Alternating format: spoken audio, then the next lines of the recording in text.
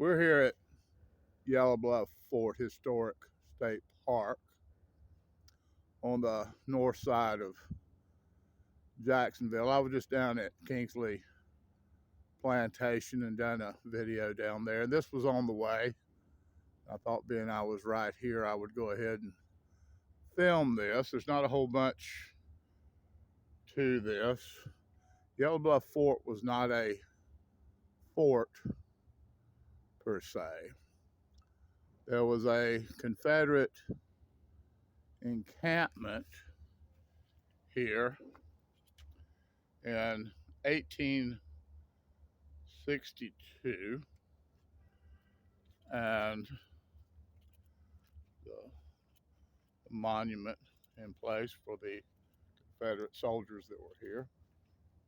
But anyway, it was to begin with, a Confederate outfit that was here, and they was protecting the inlet here on the St. Johns River that eventually leads up into Jacksonville. And there's a pretty high bluff down in here, and it was a strategic point to keep ships from coming up into the river and going into East Florida. Now, they've got some old cannons here, and I just imagine that these cannons were probably dredged up at some point in time out of the river near here, or they could have come from anywhere. I really don't know. I know the encampment here had 6 cannons overlooking the river. They had 2 8-pounders, 2 12-pounders, and 2 massive 32-pounders. Now, 32-pound cannonball is a pretty hefty cannon. Most ships had 8 and 12-pounders maybe on them or whatever, but a 32-pound cannonball could wreak some havoc. It may not have the distance of an 8 or a 12-pounder, but if it hit you, buddy, you knew it.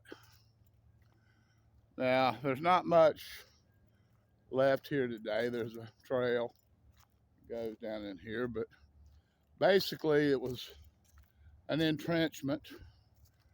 The banks of some of these entrenchments that was around the camp are, I don't know, 8, 10 feet in some places. The woods have just about grown over, and it's really hard to even see of it anymore. But it's definitely a beautiful area down in here, and the history is definitely brief but interesting. Now, the Confederates were here for just a short period of time before, in 1862, before the Union forces came in. Now, that's part of one of the, now if you can see that there, now I'm standing, well, this is a raised spot where they've made the trail come across here, and The entrenchment below me is probably about 3 feet, and the bank there in front of me is probably about 7 or 8 feet. So together that would make about that 10 or 11 feet of embankment. Now they place those cannons on top of this embankment, and at that time this was all cleared away, and you could see it a lot better. And the river's actually changed course just a little bit over the last 150 years. Trying to get my old bones to go down this slope without slipping and falling. But anyway, they were only here for a short period of time before the Union forces caused them to retreat back into Jacksonville. And then when the Union forces got into Jacksonville, of course, they retreated. And this was all under General Finnegan.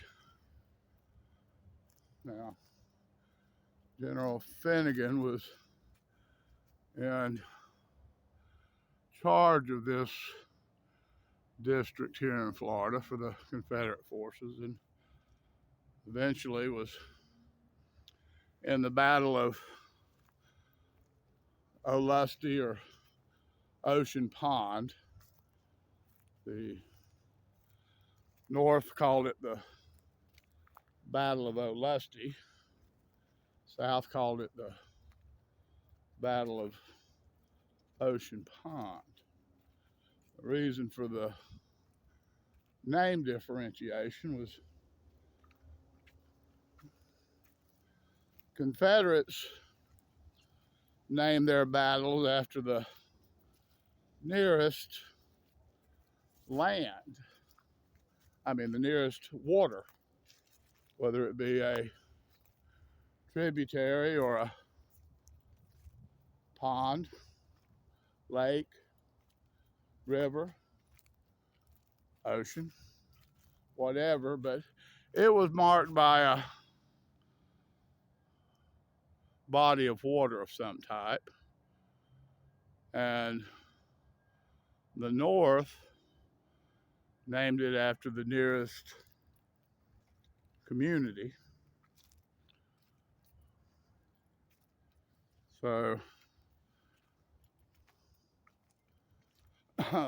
hence the Battle of Ocean Pond and the Battle of Olustee. But anyway, like I say, there's not a whole bunch to this area down in here. Park Service hasn't done a whole bunch of work down here. Mostly it's just earthworks, or the remnants of earthworks down here. And now almost the lack of time and nature has pretty much taken over. Beautiful down here. Here again, a lot of old oak trees down here. They're old water oaks and live oaks.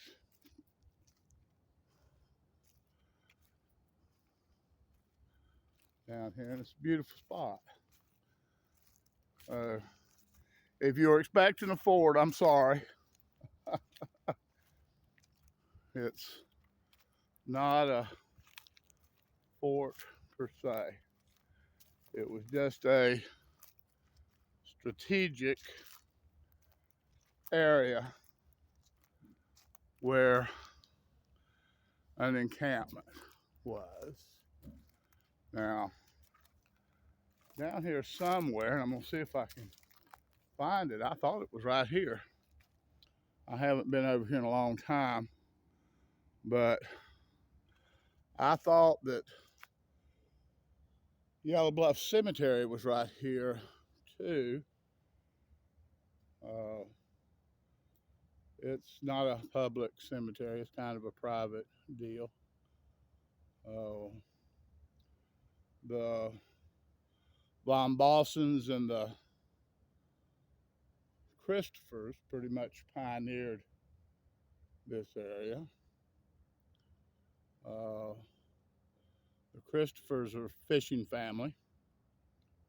They've had generations and generations of fishermen down here on the river, and a lot of them still live down here, mainly shrimpers and snapper fishermen. And the Von Bossons come here, I don't know when exactly the Von Bossons did. I didn't do my research before I come down here. This was a spur of the moment thing. I did go to school with one of the Von Bosson girls, a descendant, some of the originals down here. She grew up down in this area. But Susan is a cancer survivor, and a shout out to her. Good luck to her and her husband. But anyway, he kind of pioneered this area down in here. And he called it New Berlin, or he would have pronounced it New Berlin, because he was of German descent. And their family was down here for a long time, although I think they've all pretty much gone at this point. But a lot of them are buried down in the cemetery. The Christophers are buried down in there. And some of the old timers from this area down here are buried in there. In fact, gentleman I knew well, Danny Piver, buried down there.